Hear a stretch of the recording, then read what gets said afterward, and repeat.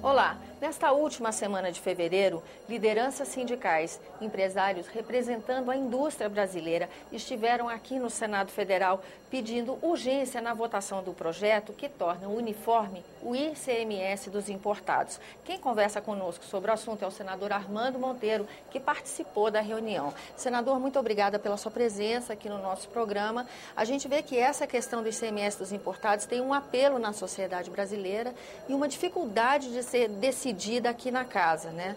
Por que isso acontece? Olha, de um lado, isso é importante porque a presença cada vez mais avassaladora dos produtos importados no Brasil, em decorrência do câmbio que favorece a importação, e, a meu ver, de uma política equivocada de incentivos fiscais que alguns estados no Brasil oferecem e que proporcionam vantagens ao produto importado vis-à-vis da produção doméstica, isso vem acarretando perda de empregos no setor industrial do Brasil.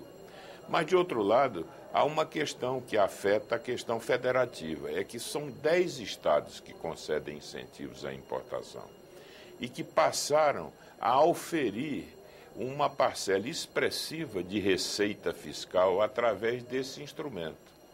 Então, nós precisamos, a um só tempo, desmontar esse sistema, ou seja, restabelecendo condições isonômicas no tratamento tributário do produto importado em relação ao produto fabricado aqui no país e, ao mesmo tempo, oferecer alguma compensação financeira a esses estados que perderão com a mudança desse sistema.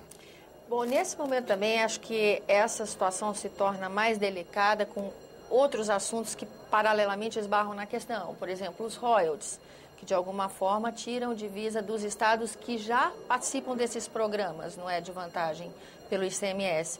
Mesmo a questão do FPE, redefinição da distribuição desses recursos. Tudo isso agrava a negociação na casa? Eu entendo que sim. Há tensões no Pacto Federativo brasileiro. Há tensões que opõem estados produtores de petróleo a não produtores, estados que recebem proporcionalmente uma parcela maior de FPE em relação a outros estados. E, portanto, há tensões no Pacto Federativo e essa questão, infelizmente, também toca a questão do Pacto Federativo. Embora me pareça que não é razoável ligar essas questões, porque a questão da indústria nacional, a indústria brasileira, é uma ação urgente você poder rever essa estrutura de incentivos. Não dá para esperar pela solução dos problemas ou pela redefinição do Pacto Federativo Nacional, porque a indústria brasileira está perdendo espaço no atendimento do consumo doméstico. Isso é grave. A indústria de transformação e a indústria manufatureira do Brasil está encolhendo. O Brasil está perdendo espaço na indústria. Isso é muito ruim, porque quando um país cresce pela indústria, a indústria tem uma força transformadora, a indústria dissemina o conhecimento, a indústria impacta a produtividade global da economia. Portanto, todo país grande cresce pela indústria. E o Brasil, que construiu uma plataforma manufatureira importante, a maior da América Latina, o Brasil não pode permitir o desmonte desse patrimônio que foi produto do trabalho de gerações. Então, e que vem acontecendo, né? E que vem acontecendo. Veja, por exemplo, que há um dado que os economistas chamam de coeficiente de importação. Esse coeficiente de importação vem aumentando dramaticamente nos últimos 10 anos. Por outro lado, a participação da indústria no PIB nacional vem declinando ano a ano. Ou seja, o setor de serviços cresce a sua participação no PIB e a indústria diminui. Portanto, imaginar que esse assunto, que está imbricado com a questão federativa, ele possa esperar a solução de toda essa repactuação, significa expor a indústria a um risco, que me parece um risco ponderável. Portanto, vamos encontrar mecanismos para poder oferecer alguma compensação a esses estados, ou para, no tratamento dessas alíquotas interestaduais, adotar um modelo gradualista que minimize o impacto, ou que reduza o impacto, dilua o impacto ao longo do tempo, mas que já possamos oferecer à indústria e, sobretudo, aos produtos que são fabricados aqui, algum tipo de tratamento menos desigual, menos assimétrico, menos desproporcional do que o que vem acontecendo hoje.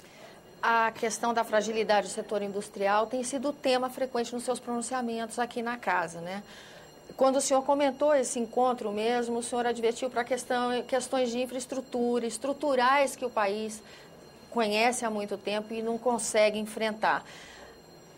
Nós estamos começando a ser postos em xeque, porque repactuação dos entes federativos, infraestrutura, educação, assuntos recorrentes que não se resolvem, vai ser por essa pressão que o senhor acha que vai vir a solução? Eu tenho dito aqui, exatamente quando pontuo essa preocupação com a desindustrialização no Brasil, que os especialistas todos apontam concretamente, ou seja, a indústria vem perdendo espaço na produção nacional, quer dizer, no conjunto da produção de bens do país.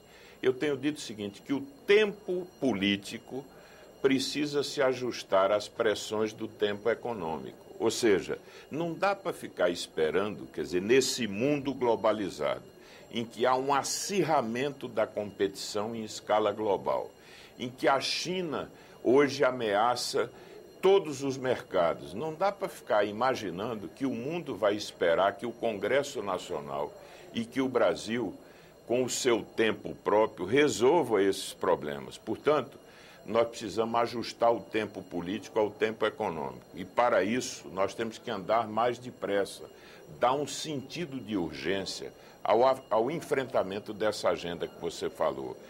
Atacar as questões tributárias, melhorar a infraestrutura e a logística, reduzir a burocracia, reduzir o custo de capital no Brasil, todas essas ineficiências sistêmicas que, infelizmente, estão subtraindo as condições de competitividade da produção nacional. E o senhor acha que a Casa está mais sensível a essa agenda? Eu percebo que está se ampliando essa percepção, na medida em que vêm as centrais dos trabalhadores. Porque no passado o Congresso assistia sempre posições contrapostas, de um lado o empresário, do outro lado o trabalhador. Quando esses atores, que historicamente se colocam como adversários, se juntam e vêm clamar e vêm exigir que o Congresso Nacional tome medidas, isso significa que nós temos um problema efetivamente grave e que merece a consideração dos parlamentares. Tá certo, senador. Eu agradeço a sua presença aqui no nosso programa e a você que nos acompanha também. Muito obrigada pela atenção. Eu sou Tânia Horman, falando para a TV Senado, Agência Rádio Senado e as rádios conveniadas. Se você quiser falar conosco, rever algum dos nossos programas, ligue para 0800 61 2211, a ligação é gratuita, ou acesse www.senado.gov.br/TV.